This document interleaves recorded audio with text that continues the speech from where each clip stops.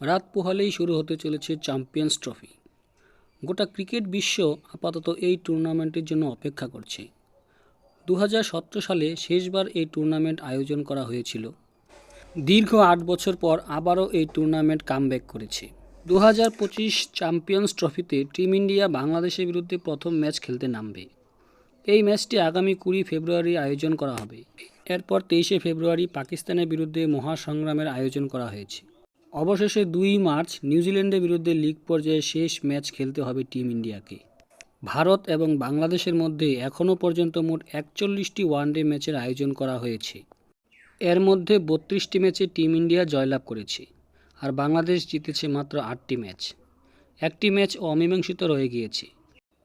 এই পরিস্থিতিতে আগামী 20 তারিখ রোহিত শর্মার দল যে মানসিকভাবে অনেকটা এগিয়ে থাকবে সেটা আর আলাদা করে বলে দেওয়ার দরকার নেই।